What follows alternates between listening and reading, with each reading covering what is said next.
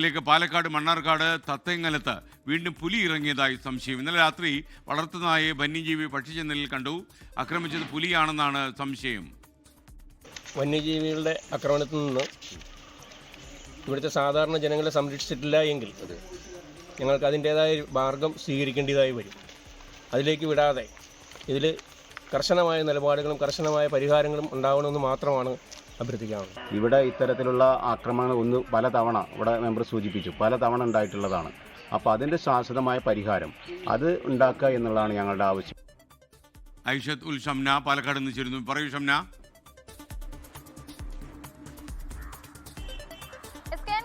മണ്ണാർക്കാട് മേഖലയിൽ കഴിഞ്ഞ കുറേ നാളുകളായി പുലിപ്പേടിയിലാണ് ഈ ആളുകൾ ഉള്ളത്. അതായത് പ്രദേശത്ത് നിരവധി വളർത്തുമൃഗങ്ങളെ അടക്കം ഈ വന്യജീവികൾ പിടിച്ചു കൊണ്ടുപോകുന്ന ഒരു സാഹചര്യം ഉണ്ടായിരുന്നു. ഇത് ആദ്യഘട്ടത്തിലൊക്കെ വനം വകുപ്പ് അത് കാട്ടുപൂച്ചയോ മറ്റോ ആകാം, പുലിയല്ല എന്നൊരു നിഗമനത്തിലായിരുന്നു ഉണ്ടായിരുന്നത്. പിന്നീടാണ് അത് ഒരു മാസം മുൻപാണ് പ്രദേശത്ത് മണ്ണാർക്കാട് മേഖലയിൽ പുലി എന്ന സ്ഥിരീകരണം വരുന്നതും അതിനുശേഷം ഈ വാക്കോട് മേഖലയിൽ കഴിഞ്ഞ ഒന്നര ആഴ്ചക്ക് മുൻപ് വനം വകുപ്പ് ഒരു കൂട് സ്ഥാപിച്ചിരുന്നു. അതിലാണ് കഴിഞ്ഞ ദിവസം ഒരു പുലി അകപ്പെട്ടത്. ഇതോടുകൂടി വലിയ ആശ്വാസത്തിലായിരുന്നു ജനങ്ങൾ ഉണ്ടായിരുന്നത്. അതായത് ഈ പ്രദേശത്ത് ഭീതി പടർത്തിയിരുന്ന പുലിയെ പിടികൂടാനായി എന്നൊരു ആശ്വാസം ഉണ്ടായിരുന്നു. തുടർന്ന് ഈ പുലിയെ കേരളമേട് കാട്ടിൽ തുറന്നു വിടുകയൊക്കെ ചെയ്തിരുന്നു. പക്ഷെ പിന്നീടാണ് ഇന്നലെ രാത്രിയോടുകൂടി മേഖലയിൽ വീണ്ടും വന്യജീവി ആക്രമണം നടക്കുന്നത്.